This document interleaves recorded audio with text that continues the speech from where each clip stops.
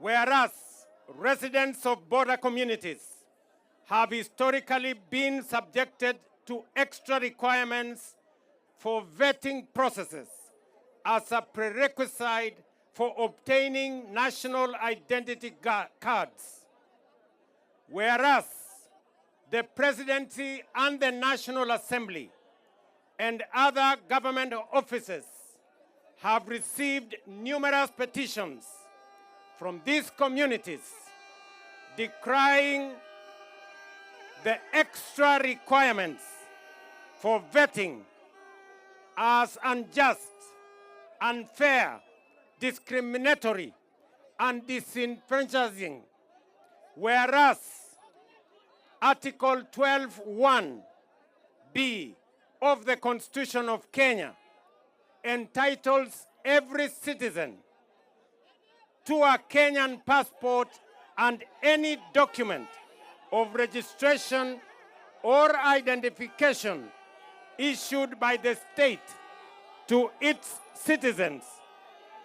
Whereas Article 27(1) of the Constitution affirms that every person is equal before the law and guarantees all citizens the right to equal protection and benefit of the law, whereas Article 27(4) prohibits the state from discriminating directly or indirectly against any person on any ground, including race, sex, pregnancy, marital status, health status, ethnic or social origin, color, age, disability, religion, conscience, belief, culture, dress, language, or birth.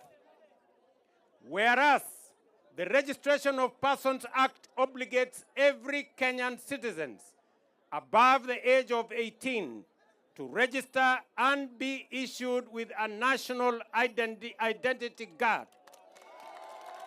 Whereas the Ministry of Interior and National Administration has reviewed and piloted new guidelines for registration and issuance of identity cards in border communities.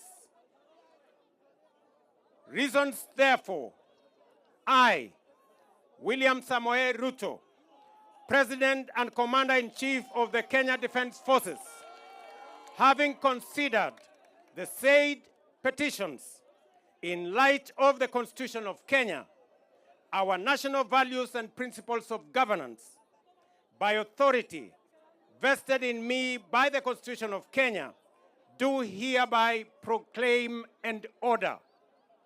Number one, that the extra requirements for vetting and ethnic profiling to which persons living within border counties are subjected to during registration and issuance of national identity documents shall be and is hereby discontinued.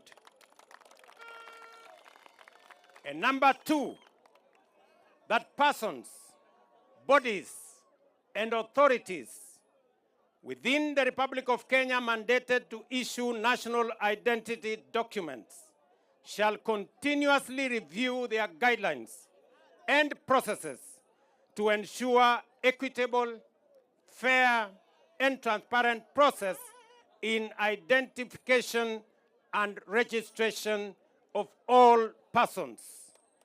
Dated the 5th February, the year of the Lord, 2025. Asanteni sana.